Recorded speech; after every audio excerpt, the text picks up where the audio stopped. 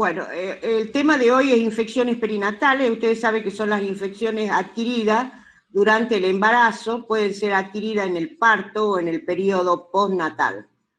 Pueden ser de origen de etiología bacteriana, puede ser parasitaria, viral, y tenemos múltiples enfermedades. No vamos a desarrollar todas por la sencilla razón de que son muchas. Yo he puesto ahí la ayuda bibliográfica, hay unas normas dadas por la Nación sobre todas las infecciones perinatales, como para que, no sé si han entrado ustedes al aula y han visto la bibliografía. Tenemos que, antes se las llamaba como TORCH y ahora se las llama infecciones perinatales. El TORCH englobaba en una época toxoplasmosis, la rubiola, el citomegalovirus, herpes, y con los años se ha ido agregando el HIV, la sífilis, el Chagas, la hepatitis B, la hepatitis C, y ahora últimamente se agregó otra infección viral que es el Zika. Tenemos que la vía de transmisión puede ser distintas vías, una vía hematógena, donde el microorganismo invade el torrente circulatorio materno y atraviesa la placenta, y a través de la placenta, ¿no es cierto?, llega al feto. Otra vía es el canal del parto, donde el microorganismo infecta el tracto genital de la madre y durante el parto el recién nacido toma contacto con él. Y la vía ascendente es otra vía importante, donde el microorganismo infecta el tracto genital materno y asciende hasta la cavidad intrauterina, provocando corioamnionitis y rotura prematura de membrana e infectando el feto.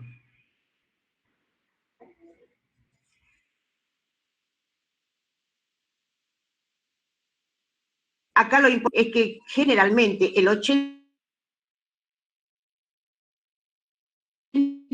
tiene que buscar si está enferma, porque algunas veces no tiene síntomas, y al ser asintomática ustedes tienen que testear.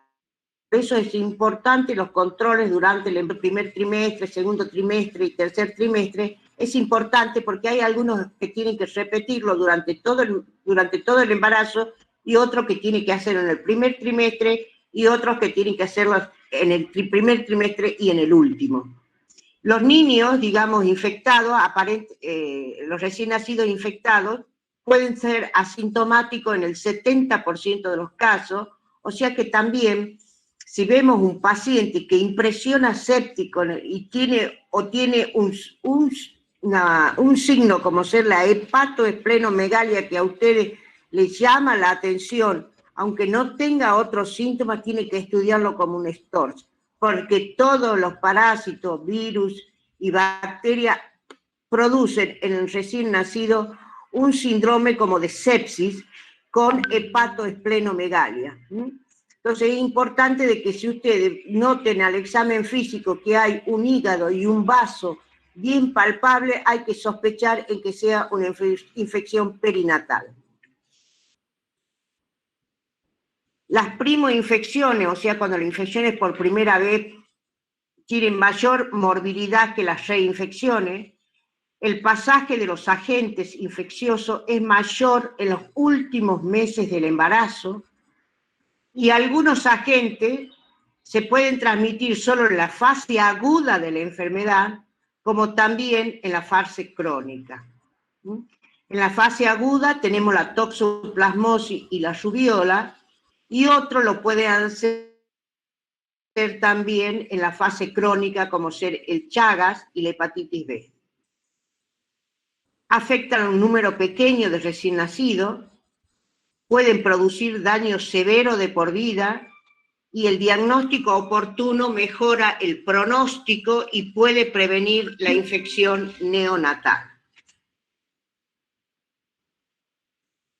Acá tenemos un caso de un recién nacido de sexo masculino, de un día de vida, que viene del área rural de Monteros, hijo de madre de 19 años, primigesta, sin controles prenatales, producto de parto vaginal domiciliario con técnica séptica, con una edad gestacional de 34 semanas.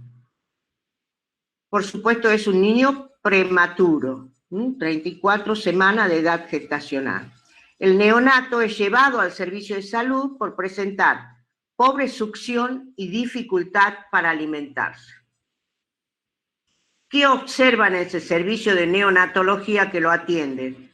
Observan que el paciente tiene ictericia, está hipotónico, hipoactivo, hemodinámicamente estable, sin signos de dificultad respiratoria e hipotérmico, con un peso no adecuado para la edad gestacional, talla de 44 centímetros, perímetro cefálico de 29. ¿Escuchan, chicos? Sí, doctora. Bueno, Sí, doctora. El examen de abdomen se encuentra una hepatomegalia de 4 centímetros y los diagnósticos iniciales fueron, al ver a este paciente, recién nacido pretérmino, con bajo peso para su edad gestacional, ictericia neonatal, porque ahí la ven a la ictericia, temprana, porque ha sido en el primer día de vida, y sepsis neonatal temprana, porque ha sido también en el primer día de vida.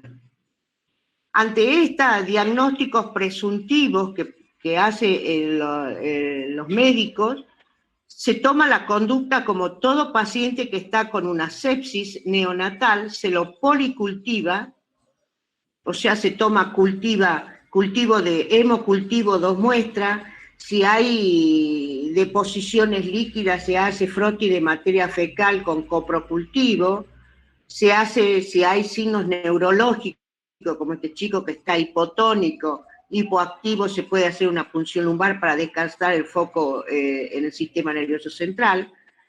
Se pide un laboratorio, también se pide glucemia, calcemia, ¿no es cierto? Porque estos pacientes generalmente son prematuros, pueden cursar con hipocalcemia e hiponatremia. Velocidad, eritrosedimentación, PCR, hepatograma, función renal. Todo eso pedimos al paciente. Y lo empezamos a tratar como si fuera una sepsis neonatal temprana. ¿Cuáles son los gérmenes de una sepsis neonatal temprana? Hay que pensar fundamentalmente en la listeria, en el estreptococo grupo B, y en los bacilos gram negativos. Pensando en ese tipo de gérmenes, ¿no es cierto?, se lo medica con antibióticos y se le pone una ampicilina, por ejemplo, como para cubrir la listeria, y un acéfalo de tercera generación como cefotaxima o ceftriaxona para cubrir los bacilos gram negativos y el estreptococo grupo B. Entonces se inicia tratamiento con antibiótico y se le pone la luminoterapia por la ictericia que tiene el paciente. Ante esto, ¿no es cierto?, se realizan, como en todo neonato, se hacen interconsulta a varios especialistas, neurólogo, oftalmólogo, para que veamos si hay alguna infección neonatal asociada. En oftalmología se ven lesiones, ¿no es cierto?, algodonosa en retina, hay una ictericia prolongada, ¿no es cierto?, porque tiene pobre respuesta a la fototerapia o la luminoterapia, por lo tanto, al haber una ictericia prolongada, más una hepatomegalia o hepatoesplenomegalia, puede pensarse en una infección perinatal. Se hace valorar por neuropediatría y le hacemos una tomografía cerebral. Para descartar TORCH, ¿no es cierto?, se piden IgG e IgM para toxo, para hepatitis B, para hepatitis C, serología, para Chagas, para sífilis y para todas las infecciones perinatales que vamos a ver que son las más frecuentes. Citomegalovirus, pedimos toda la serología para descartar. En este caso nos salió una IgG e IgM reactivas para toxoplasma. La IgG, ¿qué nos indica? ¿Que es una infección de qué tipo?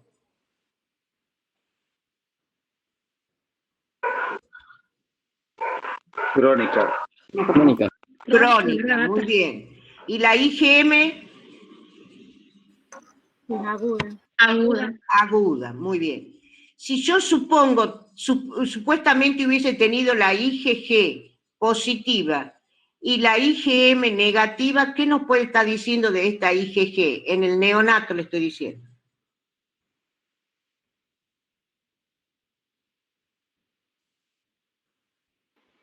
Son anticuerpos de la madre. Son los Los anticuerpos de la madre, muy bien, ¿no es cierto? Claro, son los anticuerpos de la madre, o sea que de la madre le pasó al niño, muy bien. O sea, aquí tenemos las dos reactivas para toxoplasma, lo que nos digamos que nos confirma, pero faltan otras pruebas para confirmar el diagnóstico, que es el test de avidez, que si el test de avidez es bajo, nos está diciendo que es una infección aguda, nos confirma que es una infección aguda. Acá dice IgA no reactiva, también es inmunoglobulina A específica para toxoplasmosis. Esta también aparece en el periodo agudo, pero más tardíamente que la IgM. Por lo tanto, aquí no nos está diciendo que porque no es reactiva, no nos está diciendo que no tiene la enfermedad al paciente. La tomografía computada que le hacen tiene también la toxoplasmosis, tiene su tomografía específica. Así como el citomegalovirus tiene otro tipo de tomografía específica, la toxoplasmosis tiene una. Que ustedes lo tienen que acordar porque son para hacer diagnósticos diferenciales entre las calcificaciones, dónde están localizadas en el cerebro, para que ustedes se acuerden. La tomografía computada tiene múltiples calcificaciones periféricas, serían en la unión córtico-subcortical, en la zona parieto-occipital bilateral y frontal derecha, compatible con la sospecha de toxoplasmosis. En el caso de este paciente se le hizo una punción lumbar y nos dio que tiene una meningitis aséptica, o sea, líquido claro. Se llama aséptica o a líquido claro y está evidenciado por el aumento de la celularidad con predominio de linfocitos y proteinorraquia aumentada. La tinción es negativa, por lo tanto es aséptica, ¿no es cierto? Pero, ¿no es cierto?, de origen parasitario. En este caso sería una meningitis a líquido claro, que también se le llama, ¿no es cierto?, porque la séptica, la meningitis séptica, sería la líquido turbio. Y generalmente está dada solamente por bacterias.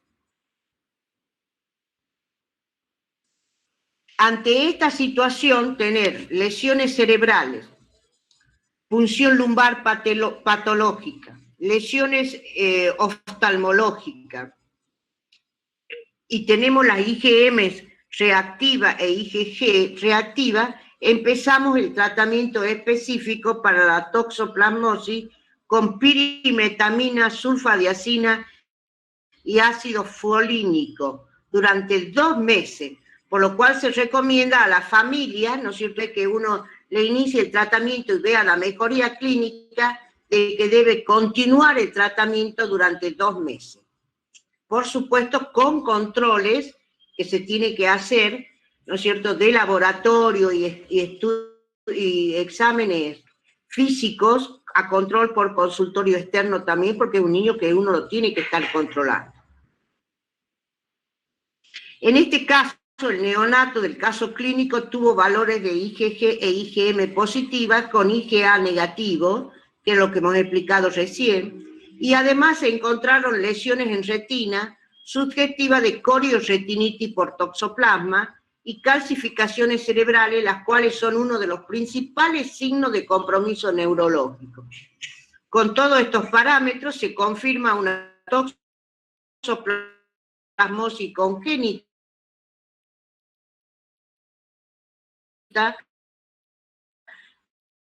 con compromiso neurológico y ocular. Compromiso retiniano se indica darle betametasona, prednisona al paciente para disminuir las secuelas neurológicas, la morbilidad y la mortalidad. Aquí tenemos la tomografía, aquí tenemos las calcificaciones, como son periféricas, periféricas. Bueno, la toxoplasmosis, como sabemos, es transmitida por, digamos, es un parásito, ¿no es cierto?, que se transmite a través de la ingestión de carnes crudas, de mala higiene de los alimentos, y hay que tener mucho cuidado en la mujer embarazada porque puede hacer la transmisión al bebé. Otra forma de transmisión sería transplacen, bueno, que la hemos dicho recién, las transfusiones de sangre en una época que no se hacía mucho control, se podía, digamos, recibir a través de transfusiones, pero ahora con los controles que se le hace serológico a todas las muestras de sangre ya no se ve eso. En el caso de trasplante de órganos también. Y aquí tenemos cuál es la clínica de la toxoplasmosis congénita, las manifestaciones. Acuérdense que la clínica puede ser el paciente, la mayoría de los pacientes son asintomáticos, y la clínica en los casos sintomáticos son estas. Por eso que cuando son asintomáticos con una madre que ha tenido toxoplasmosis durante el embarazo, hay que estudiarlo al niño, haciéndole el fondo de ojo, haciéndole la ecografía cerebral, para descartar, ¿no es cierto?, que no haya adquirido una toxoplasmosis durante el embarazo. Las manifestaciones clínicas pueden ser cutáneas, como petequia, equimosis o hemorragia, la ictericia, la cianosis, edema, pueden ser sistémicas,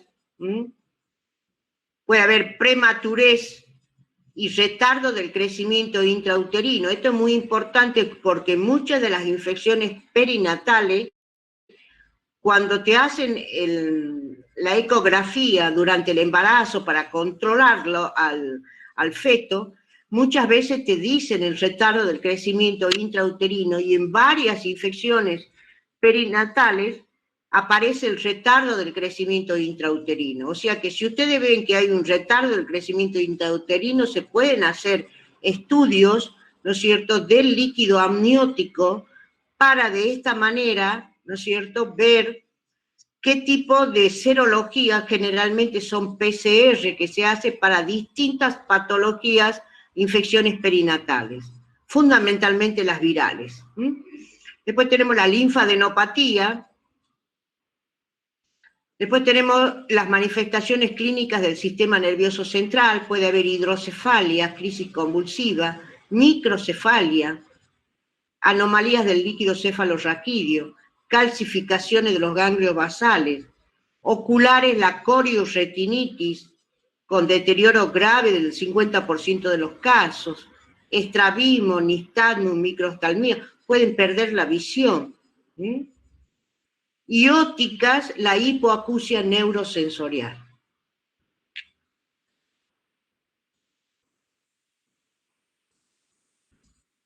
En el recién nacido, las formas clínicas, en el 5% de los recién nacidos presentan, miren el poco porcentaje, presentan la tétrada sintomática de Sabin, que es hidrocefalia, calcificaciones intracraneales, convulsiones y corioretinitis. En el 10% de los casos puede haber lesiones aisladas del sistema nervioso central o bien oculares de pronóstico variable. Y en el 85% de los recién nacidos infectados estarán asintomáticos al nacer, pero de ellos, un 20 a 30% pueden desarrollar afectación neurológica y corioretinitis.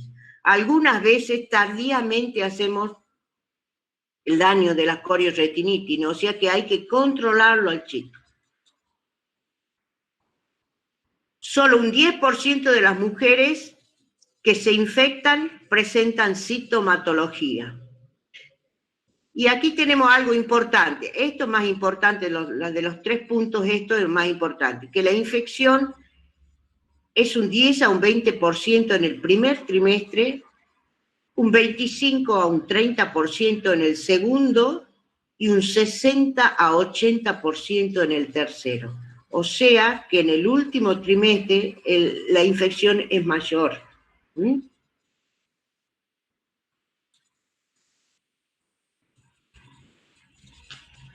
¿Cómo vamos a hacer el diagnóstico en la mujer embarazada? En la mujer embarazada, en este caso, como tenemos distintos porcentajes, en el caso de la toxoplasmosis, el control de la mujer embarazada tiene que ser serológico para la toxo en el primer trimestre, en el segundo trimestre y en el tercer trimestre del embarazo.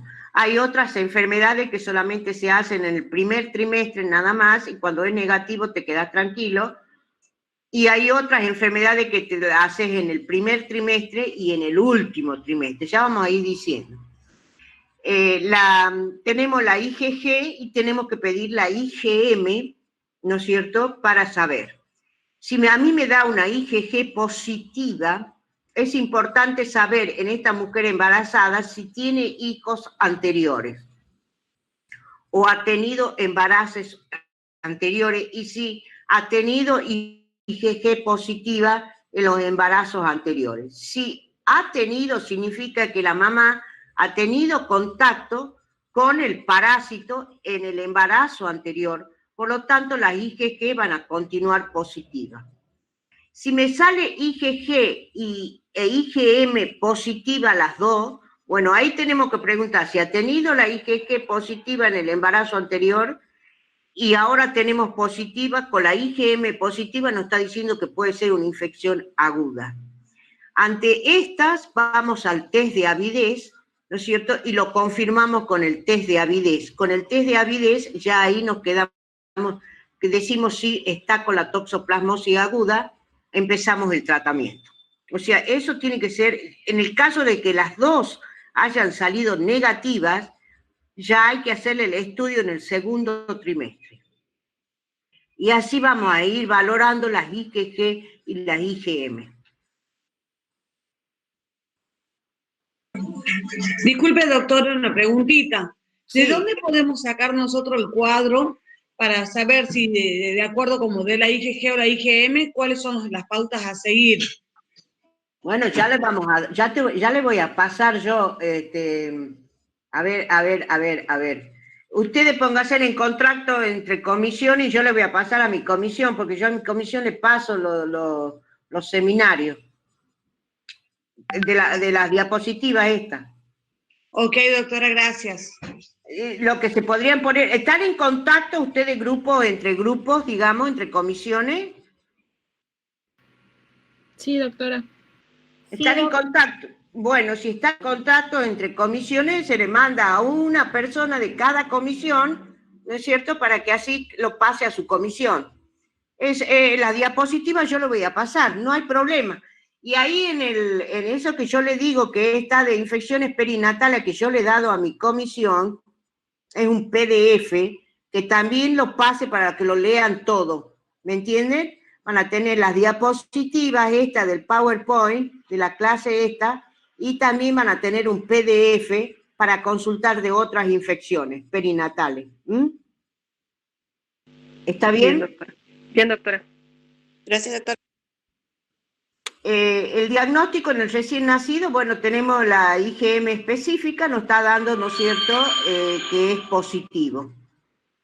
La IgG del recién nacido positiva a los 15 días de nacimiento, tenemos que diferenciar de la IgG materna. O sea, también le pedimos IgG e IgM al paciente en el neonato.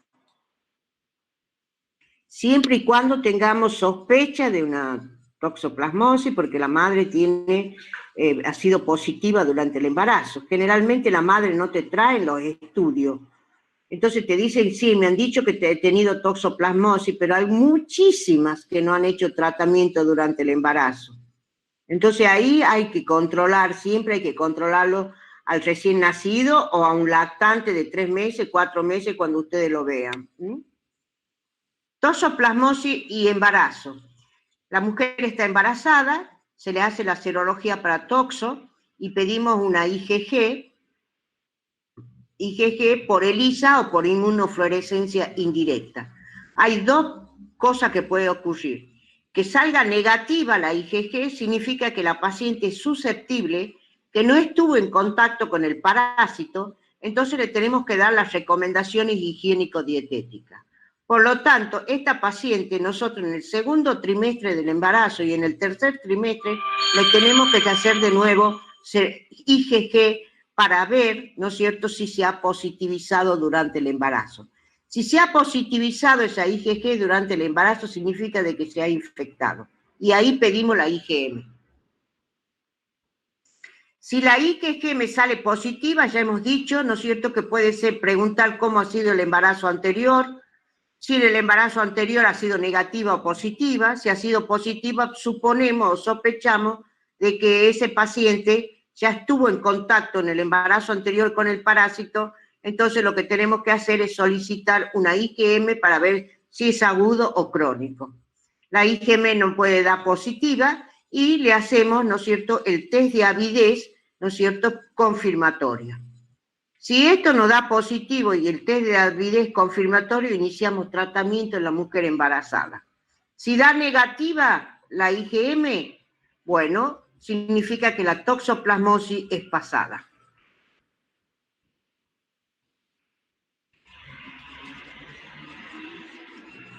Serología para toxoplasmosis en la embarazada. Con IgG positiva para toxoplasmosis, asumir que es positiva previa al embarazo. Podemos solicitar IgG pareadas y ver la curva serológica. Generalmente esta solicitud de IgG pareadas es para ver si se aumenta la IgG, ¿no es cierto? Y generalmente se la hace cada 4 semanas, pero como no la van a hacer, porque no lo van a estar pinchando cada mucho tiempo, mejor se hacen los controles trimestrales.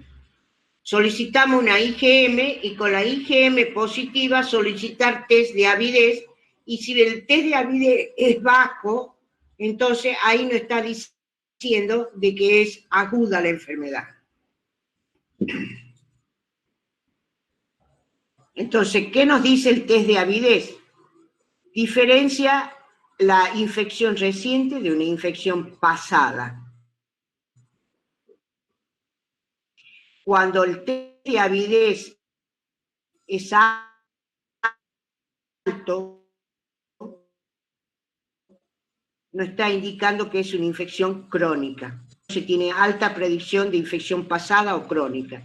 Y la baja avidez sería infección aguda. Recién nacido, ¿qué hacemos con el recién nacido de madre con toxoplasmosis durante el embarazo? El recién nacido puede estar asintomático o sintomático. Si está asintomático, le hacemos una eco cerebral, examen ocular, y le hacemos serología de sangre del recién nacido. Es lo que le dije anteriormente. Aquí le pedimos la IgG y la IgM junta. La IgG, ¿no es cierto?, nos puede dar positiva o negativa. Si es positiva, nos está diciendo que puede ser de la madre, y entonces le seguimos haciendo seguimiento hasta el año de vida, porque después se negativiza cuando empiece a producir sus anticuerpos el niño. Y si la IgM es positiva, nos está diciendo de que es aguda. Las dos positivas es aguda y hay que hacer tratamiento. ¿Han entendido, chicos? Sí, doctora. Bueno, y si el paciente está sintomático, hacemos la serología, pero ya iniciamos tratamiento. ¿Cómo vamos a hacer el seguimiento del recién nacido? Con examen físico y fondo de ojo normal e IgM negativa, repetir la IgG entre los 6 y 9 meses. Ante IgG negativa, descartar toxoplasmosis congénita, y ante IgG positiva, sin síntomas clínicos, repetir fondo de ojo y revalorar el tratamiento. Acá no está puesta la IgM, pero yo haría IgG e IgM al mismo tiempo, ya que lo pincha al chico que le haga los dos estudios serológicos.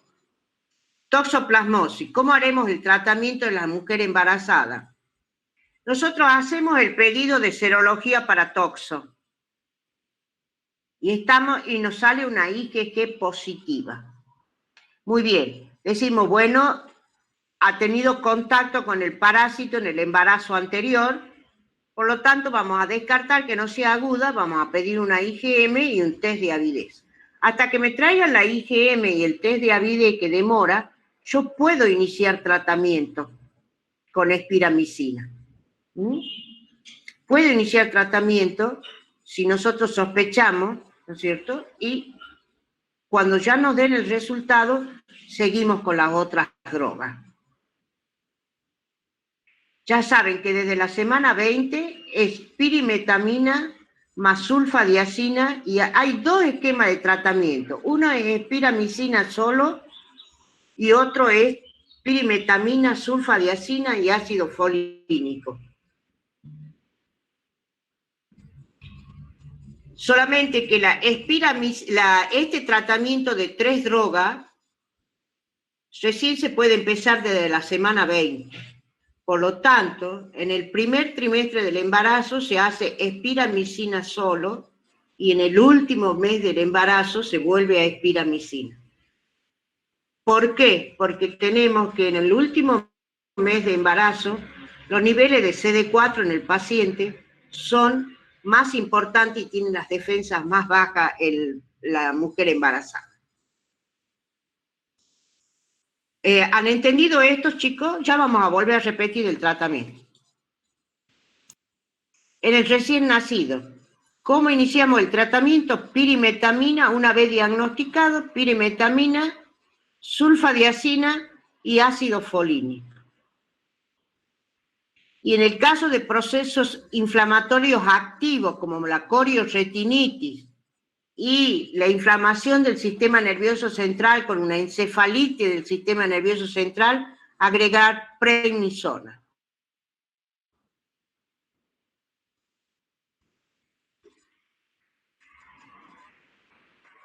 El tratamiento es durante 1 año de tratamiento de este bebé, ¿no es cierto? Y hay que hacer siempre estudios de laboratorio para ver si no hay anemia, trombocitopenia, si hay de la toxicidad que tienen las drogas, no está repercutiendo en el niño, ¿no? Aquí vemos, ¿no es cierto?, en chicos más grandes, cómo podemos, por un estrabismo, que nosotros veamos, ¿no es cierto?, podemos hacer un examen oftalmológico. Por eso es importante, ante cosas raras, una catarata que aparezca, ustedes después tienen que pensar en etapas tempranas de la vida. La disminución de la agudeza visual puede ser por estrabismo, microoftalmo, cataratas, coriorretinitis, atrofia del nervio óptico, glaucoma. Estas son, como se ve en un fondo de ojo, las coriorretinitis, que son típicas, que inclusive el oftalmólogo te dice, son típicas de toxoplasmosis. Pues hemos dicho aquí, con respecto al tratamiento de la mujer embarazada, el esquema 1 es las 3 drogas. Y el esquema 2 es la espiramicina. Aquí te dice que el esquema 1 no utilizar en el primer trimestre del embarazo ni en el último mes de embarazo. Por lo tanto, en el primer trimestre es espiramicina y en el 9º mes es espiramicina.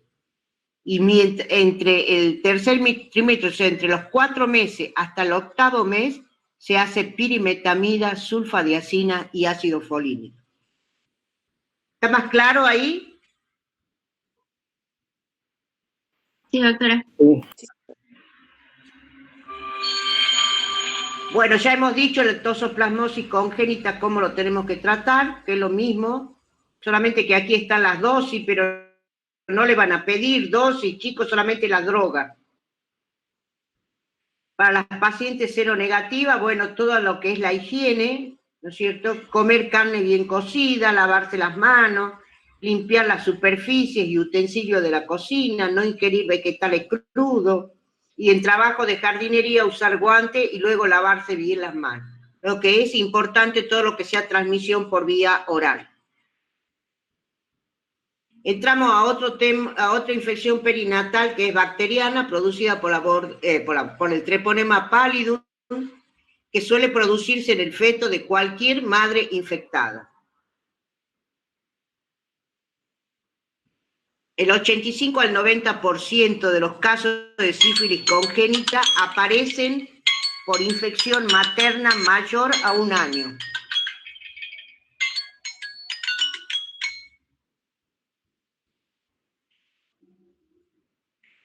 Llévamelo al celular para allá, en madres inmunodeficientes ocurre entre las 16 y 20 semanas de embarazo. Y es posible la infección en el parto por contacto directo del recién nacido con lesiones. Esto es muy frecuente, ¿no? Algunas veces, ¿no es cierto?, la sífilis es muy silenciosa en las mujeres, fundamentalmente en las lesiones cutáneas. Entonces, no se hace control durante el embarazo, no tiene sífilis, y cuando nace la criatura se contagia el bebé, durante el canal a través del canal del parto. Los factores de aparición es la falta de asistencia prenatal, que es lo que estábamos diciendo, la asistencia prenatal en el primer trimestre con negatividad de las pruebas serológicas. En el caso de la sífilis, se tiene que hacer en el primer trimestre y en el último trimestre las pruebas serológicas. Algunas veces no se hacen las pruebas serológicas en la sífilis en el último trimestre y ahí puede positivizarte durante el embarazo, hacer la infección aguda y transmitirlo al bebé.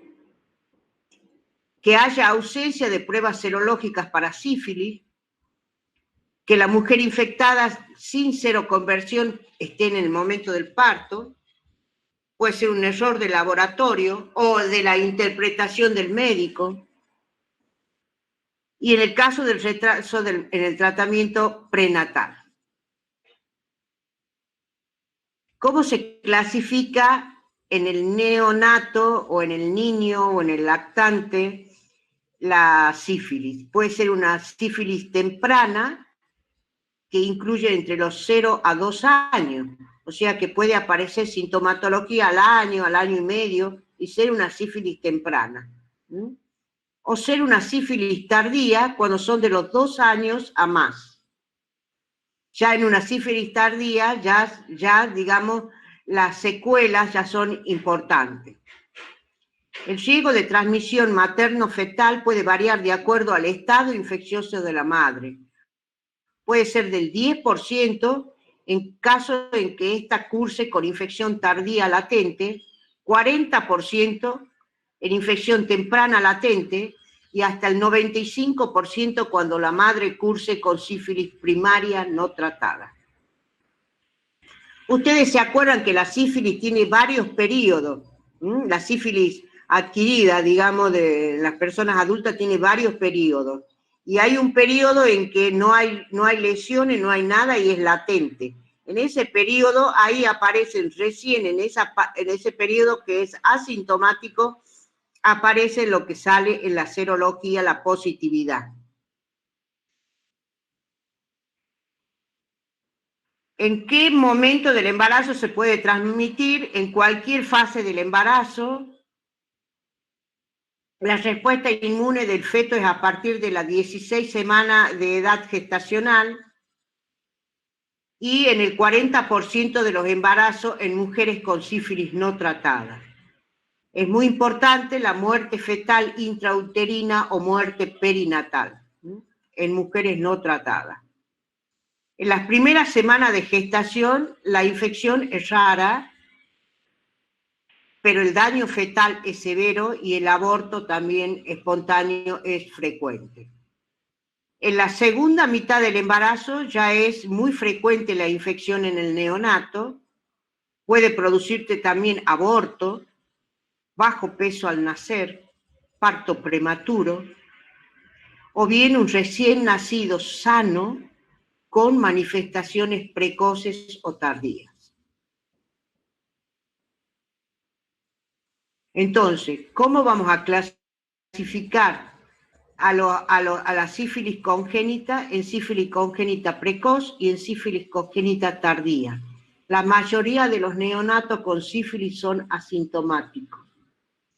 La sífilis congénita precoz, si se presenta desde el nacimiento hasta los 2 años de edad, y la sífilis congénita tardía es a partir de los 2 años de edad en adelante. Las manifestaciones clínicas que puede tener una sífilis congénita temprana, un exantema maculopapular, una hepatoesplenomegalia, periostitis, rinorrea mucosanguinolenta, anormalidades hematológicas, prematurez, bajo peso, las tibias en sable, la nariz en silla de montar, ya digamos ya es crónico, ya es tardío, compromiso del octavo par, retardo mental, hidrocefalia, parálisis de nervios craneanos, etc. La sífilis tiene la triada tardía, tiene la triada de Hutchinson, que son la sordera, la queratitis intersticial y los dientes de Hutchinson, asociado a otras lesiones como lesiones óseas, retraso mental y convulsiones. Bueno, aquí tenemos los dientes de Hutchinson, la nariz en silla de montar, la tibia en sable, la sordera, la hipoacusia.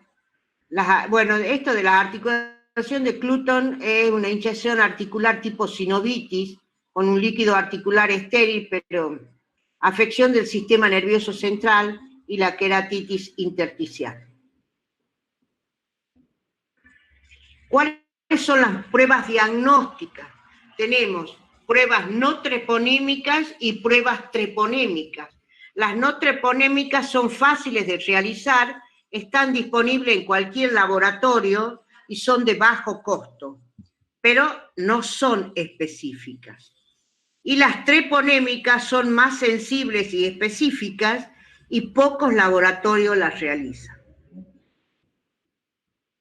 La no treponémica, la que nosotros utilizamos es la BDRL, y las treponémicas, la que nosotros utilizamos es la FTA-APS, que vendría a ser anticuerpos fluorescentes absorbidos.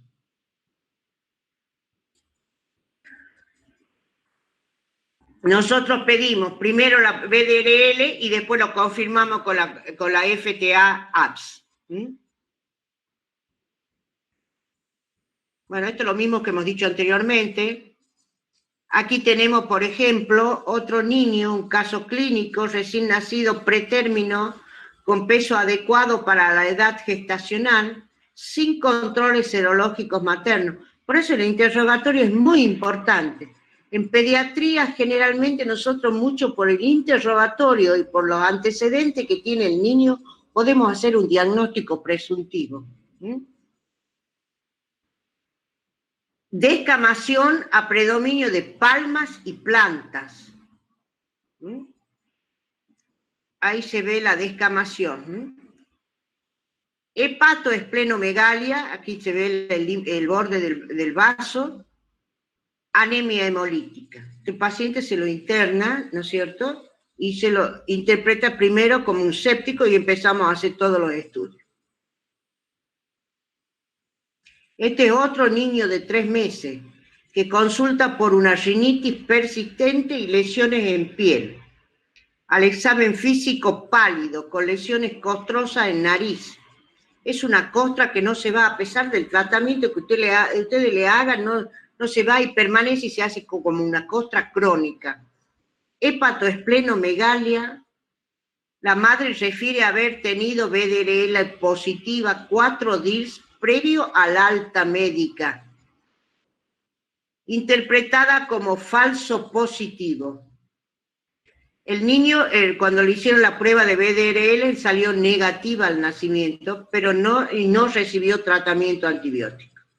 Por lo tanto, este chico era de seguimiento. O sea, si todo salió negativo, volver a repetir la serología. Más si había un positivo de la madre, que se le ha interpretado como un falso positivo.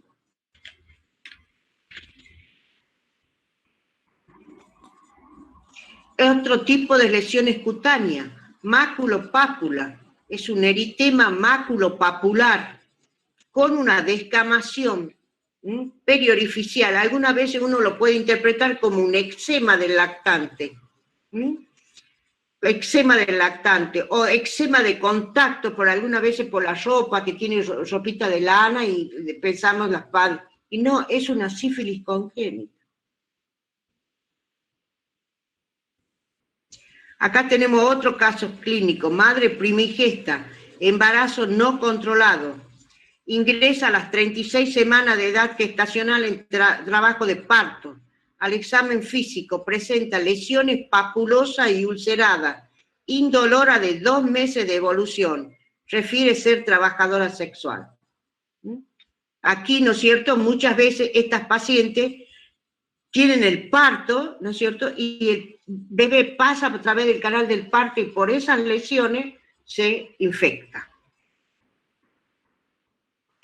Aquí vamos a dejar estas 2 diapositivas, que son los distintos periodos de la sífilis, para que lo lean.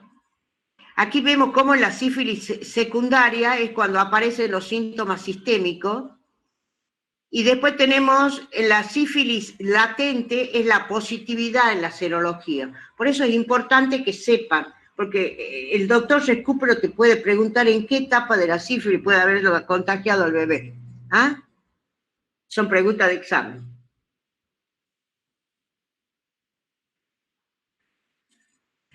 Sífilis, diagnóstico en el recién nacido. Podemos hacer un examen en campo oscuro en exudado nasal, líquido cefalorraquídeo o raspado de lesiones cutáneas. O bien directamente nosotros hacemos la VDRL y el valor del niño tiene que ser, el título debe ser 4 o más veces superior al materno, para decir que es positivo.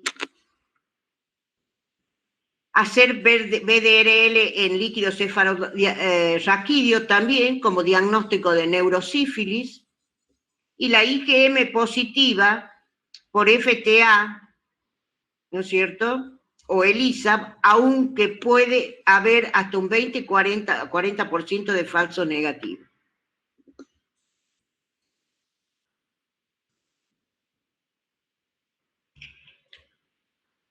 Tratamiento en adultos y adolescentes. En el caso de una sífilis adquirida, sea primaria, secundaria o latente temprana, tenemos la alternativa de medicarlo. Ya tenemos el diagnóstico de sífilis. Con una dosis de penicilina G, ¿no?, intramuscular, o bien, si en el caso de la sífilis en latencia tardía y terciaria, penicilina G benzatínica, 2.400.000, una vez por semana por 3 semanas. El tratamiento en adulto, en la mamá, van a ser 3 semanas de penicilina G benzatínica intramuscular. 2.400.000 unidades. Eso sería en la mujer embarazada. Si nosotros hacemos el diagnóstico de sífilis en la mujer embarazada, el tratamiento es penicilina G benzatínica, 2.400.000 unidades internacionales por vía intramuscular profunda y 3 dosis, una en cada semana.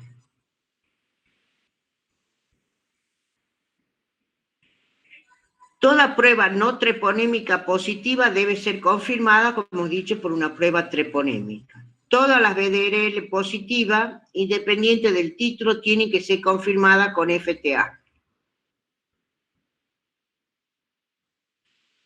Hemos dicho realizar el tratamiento con 3 dosis de penicilina en sífilis y embarazo, indicar la primera dosis mientras se espera el resultado de la prueba confirmatoria. Ustedes tienen una BDRL positiva y ya empiezan el tratamiento. Y después le va a traer la prueba de la FTA, ¿no? Confirmatoria. Si en el supuesto caso no tiene, bueno, siguen el tratamiento, ¿no es cierto?, hasta que complete 3 dosis. Supongo que el paciente no ha podido hacerlo al estudio, bueno, le hacen 3 dosis.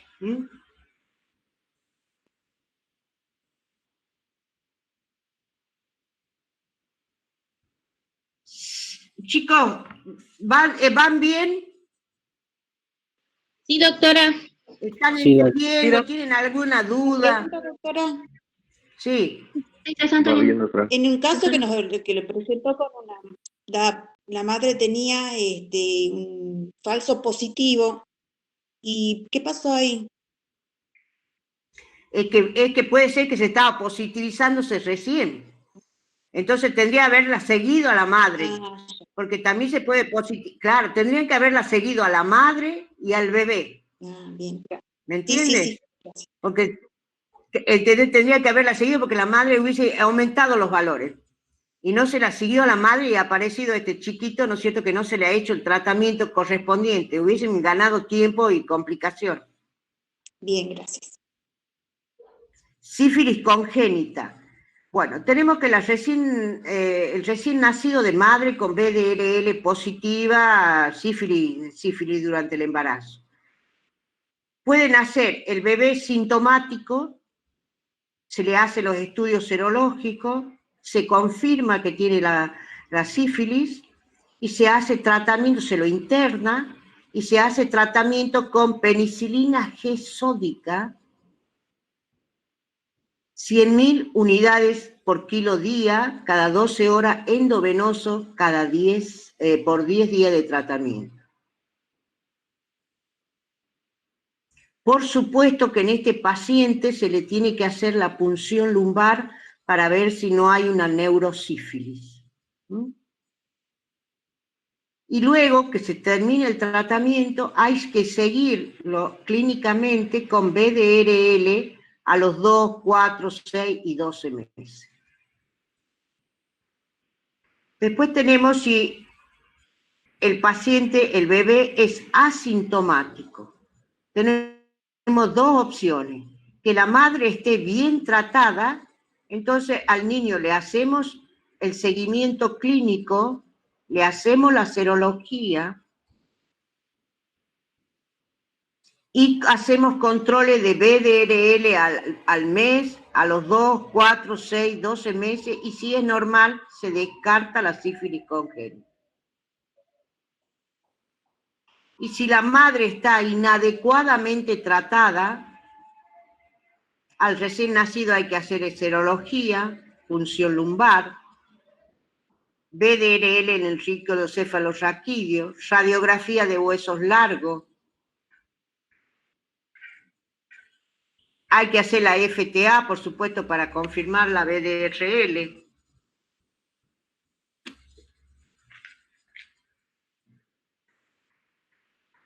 Y si sale patológico, se va y se lo trata con penicilina G sódica y luego se hace el seguimiento clínico.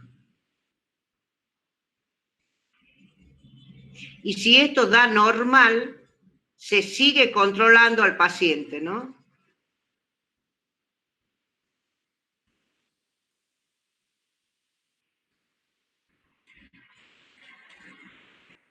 Bueno, la sífilis congénita, ¿cuál sería la prevención? Que tengamos un sistema de salud que funcione al 1000 y que se haga una buena identificación y tratamiento de las mujeres embarazadas con sífilis, educar a la población para los controles durante el embarazo, realizar estudios serológicos a toda mujer embarazada en la primera consulta y repartir en el tercer trimestre y puerperio. Este sería en la sífilis, o sea, en la primera consulta sería en el primer trimestre. Repetir en el tercer trimestre y en el puerperio. O sea, esa mamá que estábamos hablando recién, en el puerperio hubiésemos podido hacer otra toma de BDRL para ver si va ascendiendo ese DILS. Y ahí inicia el tratamiento del chiquito. Con BDRL positiva iniciar tratamiento con penicilina benzatínica hasta tener, bueno, la confirmación diagnóstica. Confirmado el diagnóstico, completar el tratamiento, tratar y evaluar la pareja y descartar otras infecciones de transmisión sexual. Vamos a citomegalovirus. Chicos, ¿están cansados? ¿Van bien? Sí, está bien. ¿Alguien que me Vamos conteste bien, doctora. No, está bien, doctora. de las otras comisiones? Vamos bien, profe, vamos bien. Bueno. Bien, ¿No se están durmiendo o están comiendo? Bueno, citomegalovirus es otra infección importante.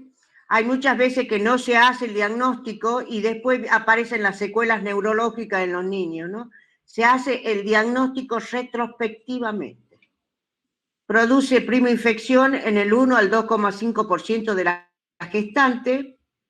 En el 30 a 40% de las mujeres embarazadas produce infección fetal. La infección recurrente la puede afectar al feto con menor frecuencia y el recién nacido puede adquirir la infección en el periodo perinatal al pasar por el canal del parto, pero suele ser subclínica.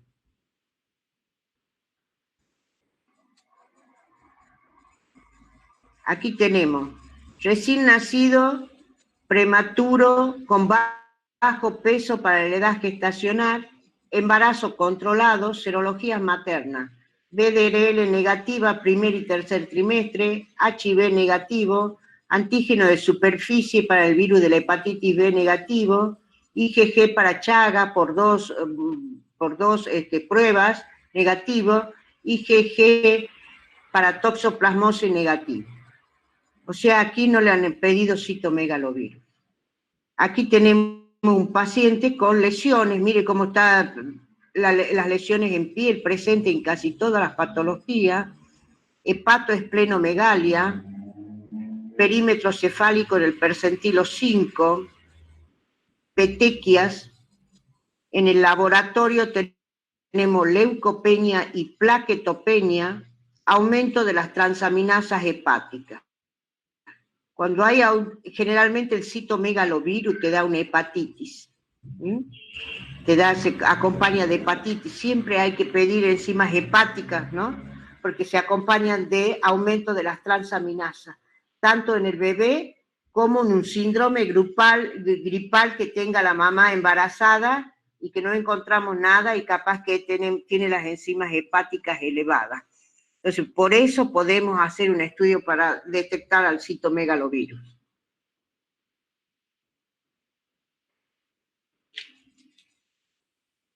Bueno, acá el citomegalovirus congénito, está medio viejito esto, puede tener lesiones cardiopulmonares, como comunicaciones interventricular, interauricular, estenosis mitral, tetralogía de Fallot. Tenemos cerebrales, hidrocefalia, microcefalia, aplasia cerebelosa, oculares, microftalmía, atrofia óptica, cataratas, malformaciones de la cámara anterior. Generalmente son pacientes que tienen algún trastorno en su neurodesarrollo y son pacientes que a la larga pueden ser pacientes que son epilépticos en un futuro o tienen retardo mental. Aquí tenemos un caso de un citomegalovirus congénito, recién nacido térmico, con peso adecuado para la edad gestacional, nace por cesárea, Apgar de 9-10, diagnóstico prenatal. Acuérdense que durante el control de la mujer embarazada también se hace estudios ecográficos para ver cómo va el crecimiento intrauterino. Y ahí en esas ecografías que cada vez tienen mayor sofisticación, digamos, cada vez son mejores, se puede ver múltiples patologías que inclusive se pueden hacer cirugías intraútero. El diagnóstico prenatal de dilatación, digamos, de dilatación ventricular cerebral, y que también tiene microcefalia, o sea, ya dentro del útero ya han hecho este diagnóstico. Cuando nace el bebé, se observa, se hace una ecografía cerebral, múltiples calcificaciones cerebrales periventriculares, a diferencia de la toxoplasmosis, que las otras eran periféricas, y estas están ya en el interior del cerebro, alrededor de los ventrículos laterales. El perímetro cefálico disminuido y no fija la mirada. Generalmente son chicos que tienen un retardo de su crecimiento y desarrollo y después tienen retardo mental y trastornos neurológicos, ¿no? Aquí vemos la TAC cerebral, que tiene múltiples calcificaciones periventriculares y la dilatación ventricular a predominio de los ventrículos laterales.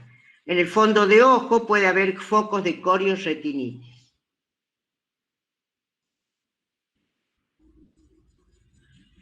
El diagnóstico del citomegalovirus se puede hacer prenatal a través de PCR de líquido amniótico a partir de las 20 semanas de gestación. Si tenemos serología positiva para citomegalovirus en la mamá, entonces podemos hacer, ¿no es cierto?, prenatalmente, o sea, antes de nacer el chiquito, podemos hacer el diagnóstico con la PCR en líquido amniótico. ¿Cómo hacemos el diagnóstico en la gestante? Cuando hay un incremento significativo de la IgG y la positividad de las IgM. También tiene el test de baja avidez, o sea, el test de avidez, donde la presencia de IgG de baja avidez y la detección del virus también se lo puede detectar en orina a través de PCR o en sangre mediante la PCR. En el recién nacido también detección del virus o su ADN en orina a través de la PCR y la persistencia de la IgG durante más allá de 6 a 12 meses de control. También se puede hacer el aislamiento del virus en sangre y si hay sospecha de afectación neurológica se hará PCR en líquido cefalorraquídeo. O sea que tenemos pruebas serológicas y pruebas, ¿no es cierto?, de PCR, ¿no?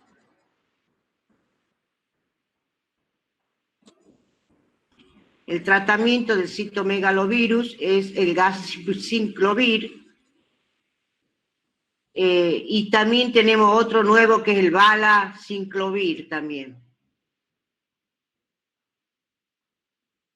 El tratamiento es durante 6 semanas en niños con afectación del sistema nervioso central y trombocitopenia.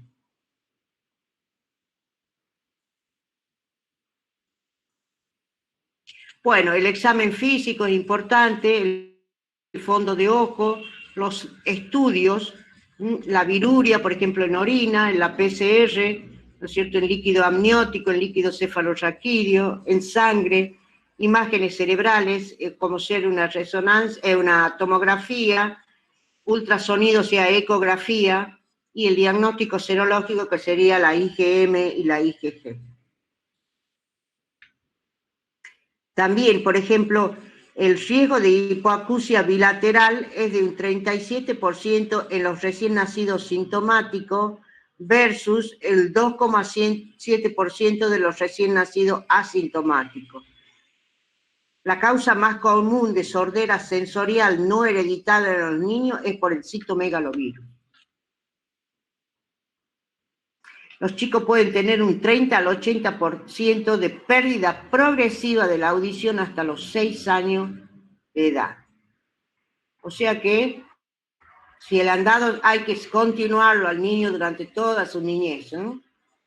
Aquí en la mujer embarazada hemos dicho que puede tener fiebre, astenia, mialgia, como un síndrome gripal, se acompaña de una linfocitosis con aumento de las transaminasas. Pasamos a otra enfermedad viral. Este es el exantema rubiólico, de la rubiola. Es un exantema que es maculopapular, confluente, que aparece de solo estar, que se acompaña de adenopatías importantes, laterocervicales, axilares, ¿no es cierto? Esa es la importancia que se diferencia con las otras exantemáticas, que se acompaña siempre de adenopatías muy importantes y del exantema maculopapular que aparece de golpe, no como el sarampión que empieza primero la cabeza, después el tronco y después las extremidades. Sin descamación y desaparece al tercer a cuarto día. La rubiola congénita, el riesgo fetal, si es en el primer mes, el riesgo fetal es del 80 al 90%.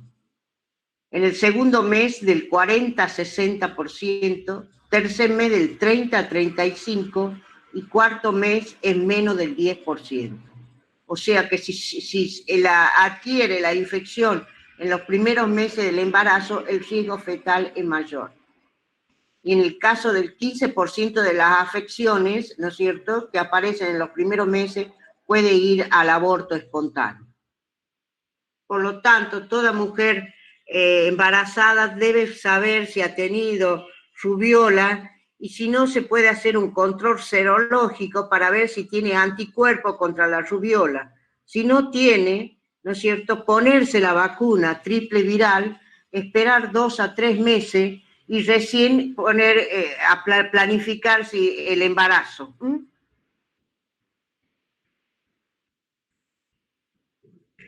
Tiene una tétrada, que ya le digo cuál es la tétrada, que es sordera, de Grec, sordera, catarata, microcefalia y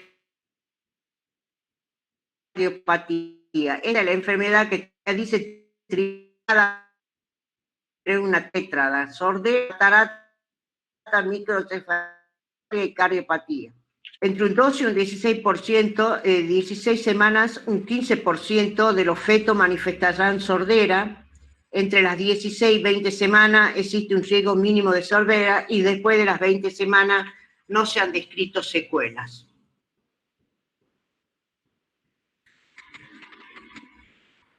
Síndrome de rubiola congénita es cuando tiene un examen clínico compatible, o sea, positivo, más una IgM específica para rubiola positiva, más los síntomas, los signos y síntomas de efectos oculares, malformaciones cardíacas, disminución de la audición, compromiso del sistema nervioso central y otros como trombocitopenia, hepatoesplenomegalia, neumonitis, diabetes, retardo del crecimiento intrauterino, tiroiditis. Esta es la triada que hemos dicho anteriormente, que era de Grec.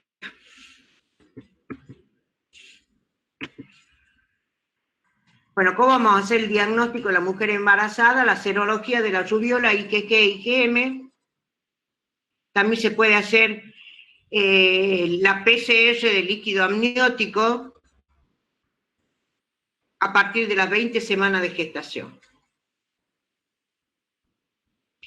En el caso del recién nacido, la persistencia de la IgG más de allá de 6 a 12 meses o la positividad de la IgM indica infección. También lo podemos aislar al virus, igual que el citomegalovirus, en sangre, en orina, en líquido cefalorraquídeo.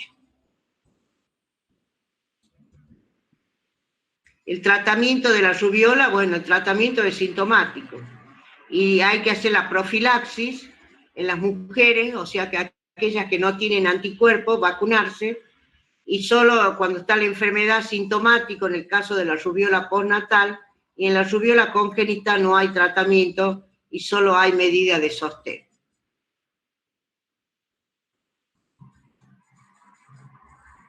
Acá hay otra enfermedad, que es un recién nacido a término, parto vaginal, que a la semana del nacimiento comienza con algunas lesiones cutáneas, consulta, le indican mupirocina local, mire que son lesiones ampollares, como impétigo ampolloso, es como un impétigo ampolloso, las lesiones progresan y se internan. Es el herpes simple. Es generalmente debida al virus herpes tipo 2. La mayoría de las veces es por transmisión a través del canal del parto.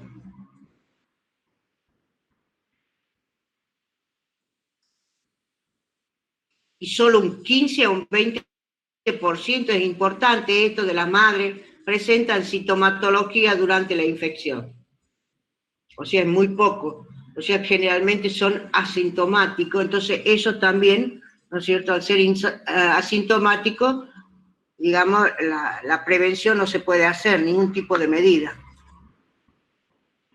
¿Cuáles son las típicas de la infección precoz? Las vesículas cutáneas, las queratoconjuntivitis, calcificación en los ganglios basales cerebrales,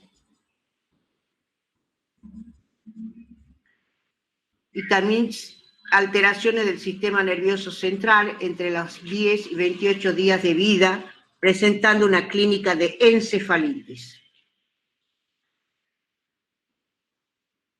¿Cómo hacemos el diagnóstico? La detección del virus por cultivo celular o PCR en las lesiones genitales de la madre, como en las lesiones cutáneas del recién nacido. Detección a través de PCR del ADN viral en líquido cefalorraquídeo, y eso nos confirma la afectación neurológica.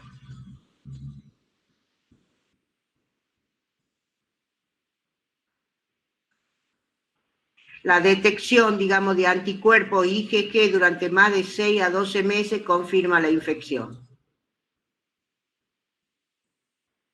¿Cuál sería el tratamiento? Si nosotros sabemos que tiene un herpes la madre en la zona genital, bueno, realizar cesárea profiláctica, el uso de aciclovir desde las 36 semanas de gestación disminuye la reactivación del virus de la madre, y en el recién nacido de una madre que ha tenido herpes genital, usar aciclovir endovenoso, aislar al recién nacido para prevenir la transmisión nosocomial.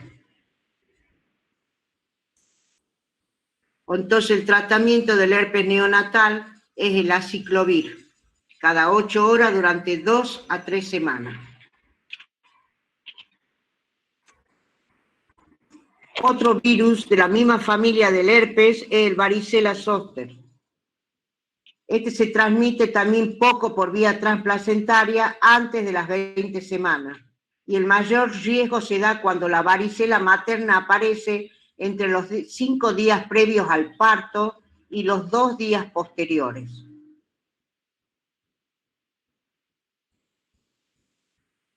Generalmente esta es una infección que si se da en el primer trimestre del embarazo no produce aborto.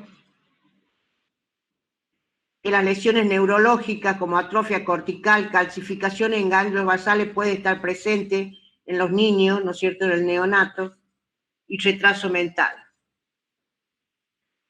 Si la infección materna se da entre las 20 y los 6 días antes del parto, el recién nacido puede presentar alteración serológica y una varicela leve.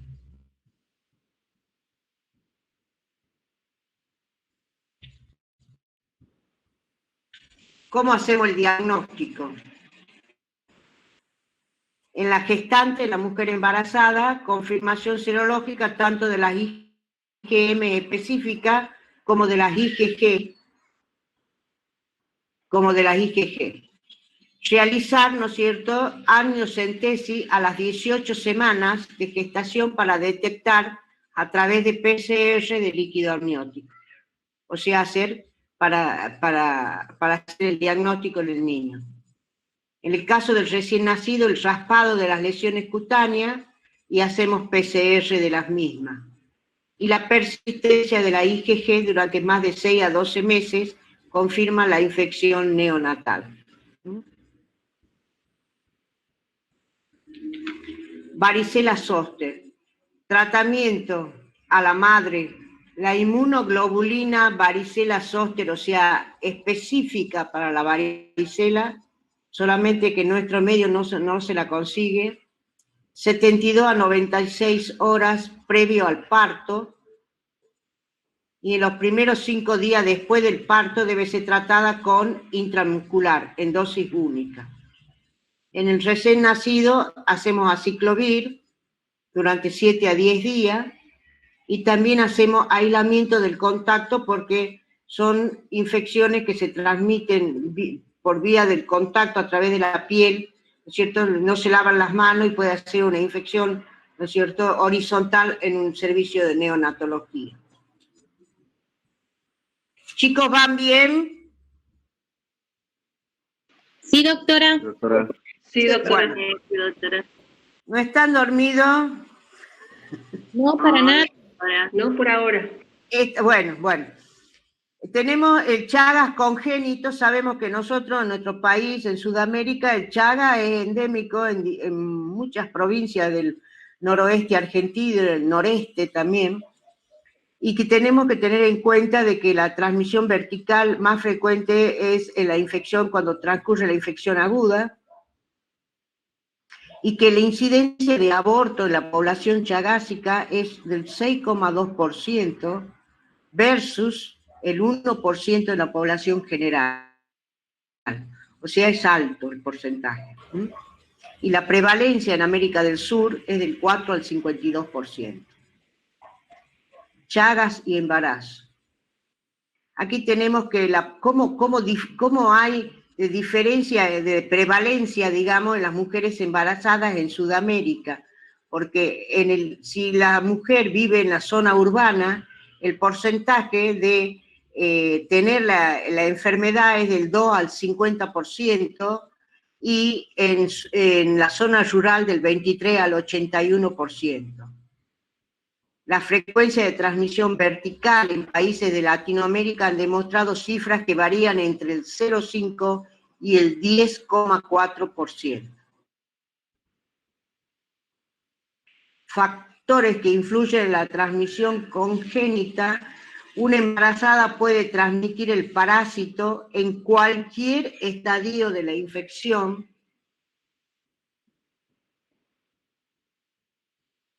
Puede también transmitir la infección en uno o más de sus embarazos. La transmisión madre a hijo durante el embarazo oscila entre el 0,7 al 12%, y estudios sugieren que la transmisión es más frecuente entre las 19 y 26 semanas de edad gestacional. Chagas y embarazo. Primero tenemos que ver si la mamá embarazada tiene Chagas para tomar las actitudes con el paciente neonato. La gestante con IgG para Chagas positiva por 2 métodos. Entonces, tenemos positividad en la mamá embarazada, tenemos que hacer el seguimiento del recién nacido. Y si nosotros lo seguimos a ese recién nacido y vemos que está infectado el lactante, ya empezamos el tratamiento. Y se ha visto que uno iniciado el tratamiento puede tener una recuperación del 100% con el tratamiento a tiempo del Chagas. ¿Qué clínica puede tener el recién nacido? Puede ser un recién nacido asintomático, un recién nacido prematuro con retardo del crecimiento intrauterino, o un síndrome hepatoesplenomegálico con fiebre, edemas e ictericias, y que puede tener asociada una forma meningoencefálica con convulsiones, rigidez y vómito.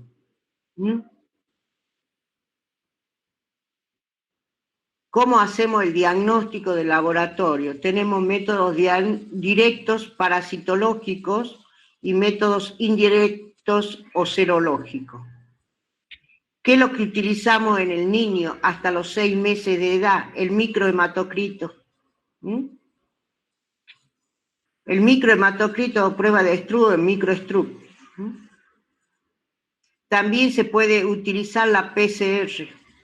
Esos serían los métodos directos. Y los métodos indirectos, serológicos, tenemos la hemoaglutinación indirecta, ELISA, y la IFI, o la inmunofluorescencia indirecta. Generalmente son 2 o 3 estudios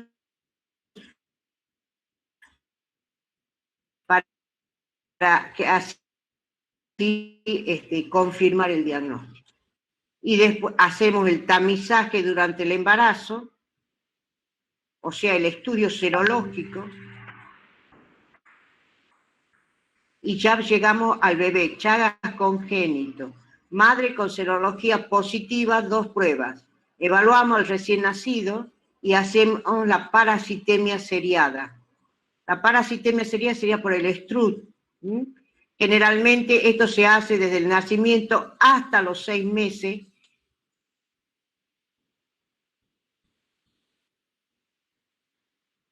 Que si da negativa, nosotros tenemos que hacerle la serología a los 6 meses, y si me da positiva la serología a los 6 meses con esta negativa, significa que hay que hacer tratamiento. O sea, el niño nace, mamá Chagas positivo, evaluamos el recién nacido, hacemos desde que nace hasta los 6 meses de edad, podemos hacer el Stroop o microStroop. Puede pasar 2 cosas, que el microStroop nos esté dando positivo, entonces hacemos tratamiento, o puede ser que nos dé negativo. Si nos da negativo, esperamos, hacemos serología a los 6 meses, y ahí la serología, ¿no es cierto?, nos da positiva, hacemos tratamiento, y si nos da negativo, decimos que no tiene Chagas congénito. Diagnóstico y tratamiento del recién nacido. Madre, serología positiva a Chagas. Hacemos la PCR positiva más microhematocrito en los primeros meses de vida. Hemos dicho que esto puede salir positivo o negativo. Y después de los 6 meses, a los 6 meses en adelante, hacemos la serología positiva. Que ya hemos dicho cuál sería la serología, ¿no? En todos los casos de infección congénita está indicado comenzar el tratamiento tripanocida, tasa de curación del 100% en el primer año de vida. Esto no. ¿En qué podemos hacer para prevenir las reinfectaciones del insecto y por tanto la enfermedad de Chagas? Bueno, educar a la población sobre transmisión y métodos de control, construcción de viviendas que eliminan los focos, ¿no es cierto?, donde se alojan estos insectos, los corrales, gallineros y animales que estén alejados de la vivienda y bien revocados, y vigilar constantemente la presencia de vinchucas en la vivienda. ¿Cuál es el tratamiento en el Chagas congénito? El Vesmidazol por 60 días. Hay que hacer control hematológico periódico por la toxicidad, y si hay fallas con el Vesmidazol, el Nifurtimox por 60 a 90 días.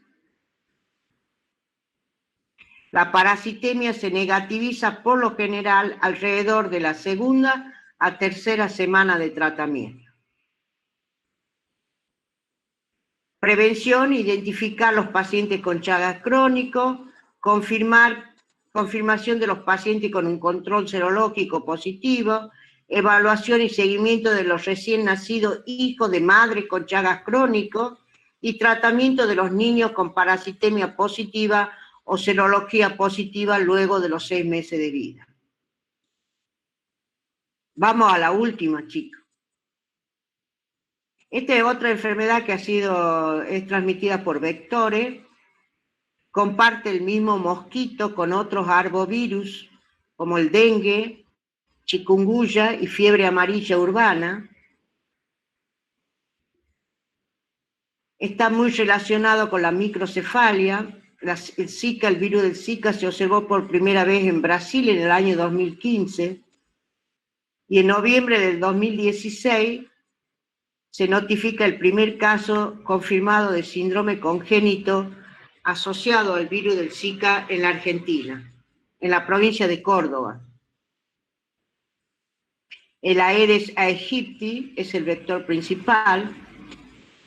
Digamos que la sintomatología es parecida entre el dengue, chikungunya y Zika.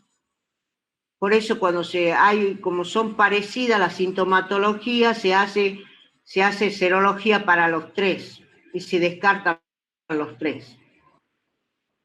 La infección se presenta con cefalea, exantema, que puede involucrar palmas y plantas, fiebre, malestar general, mialgia, conjuntivitis no purulenta, artralgia, edema de extremidades y algunas veces síntomas abdominales.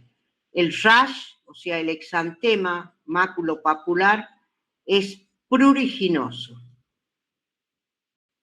El compromiso articular generalmente son poliartralgias bilaterales, y en el caso del Zika, donde las artralgias son impresionantes es en el chikungunya.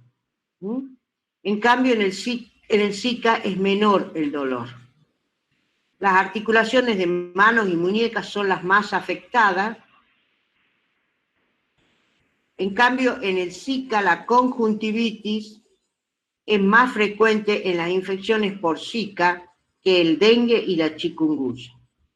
Entonces aquí, en el chikungunya, es las poliartralgias, que es un dolor que no podés caminar, y las conjuntivitis más frecuentes en el Zika. El virus del Zika en bebés y niños infectados no presentan síntomas o tienen una enfermedad leve. Aquí tenemos el rash, muy pruriginoso, y aquí tenemos un bebé con microcefalia, ¿no es cierto?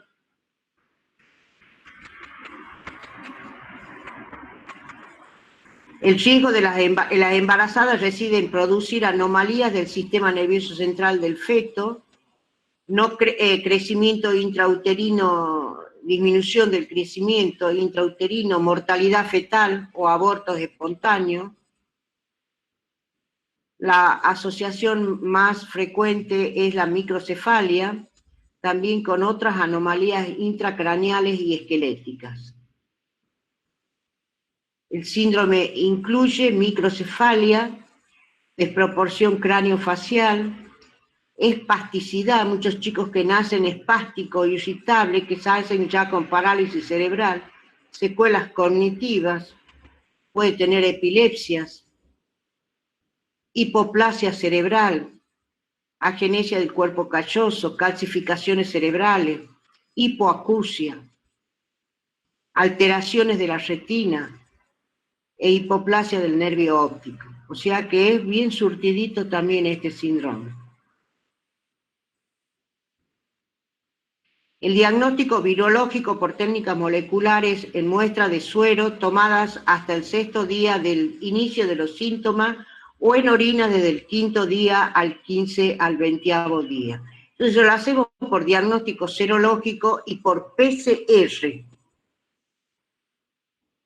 A ver, nosotros podemos hacer desde el día 0 hasta el día 7, podemos hacer PCR para el virus del Zika.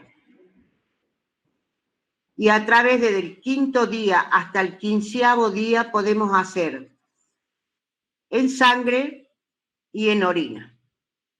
Si nosotros lo agarramos en el 5º día, por ejemplo, podemos hacer en sangre la PCR y podemos hacer en orina, ¿no es cierto?, para hacer el diagnóstico. Y si lo pillamos, digamos, ¿no? Lo pillamos nosotros en el 6º día, 7º día, hacemos solamente en sangre. Pero ya este es un diagnóstico serológico con IgM ELISA. Este cuadrito es lindo, ¿no es cierto? Porque aquí pueden hacer, si ustedes lo agarran el día 0, 1 o 2, va a estar en suero y no en orina. Si lo agarran a partir del 5º día, pueden estar, ¿no es cierto?, en las 2 PCR, en suero y en orina. Y si ya estamos más cercanos del 13º, 14º día, solamente en orina. Y en suero, pero ya el IgM ELISA. ¿Ah?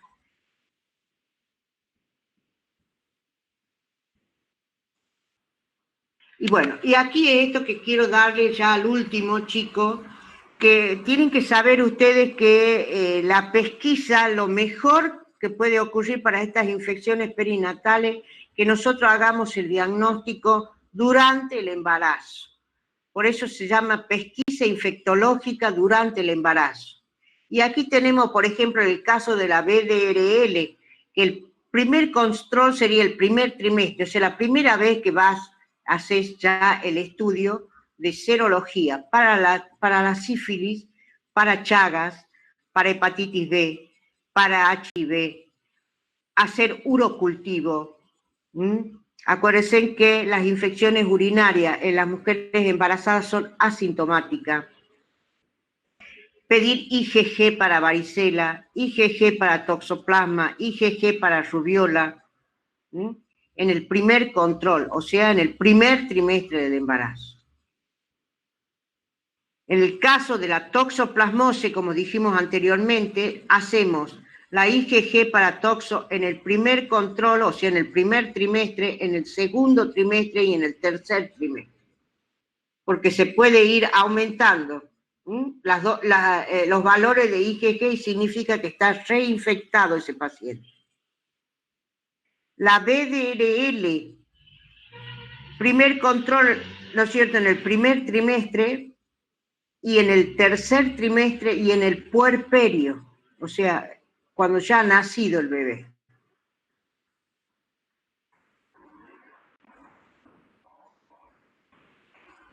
Para el virus de la hepatitis B también, ¿no es cierto?, se puede hacer en el tercer trimestre del embarazo. En el primer trimestre y en el tercer trimestre. El ELISA, también el HIV, en el primer trimestre y en el tercer trimestre. En el caso del estreptococo grupo B, que es el estreptococo agalactiae que provoca meningitis en los chicos neonatos, se hace en el tercer trimestre lo que se llama el cultivo vaginal y rectal. Si hay presencia del estreptococo agalactiae, hay que hacerle tratamiento antibiótico con amoxicilina a la mamá.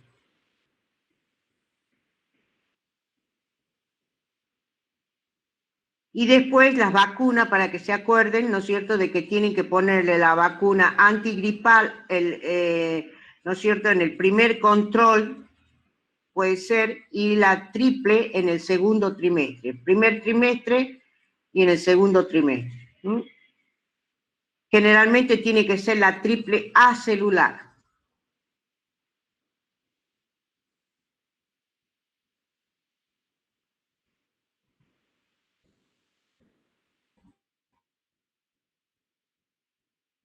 ¿Vamos bien, chicos?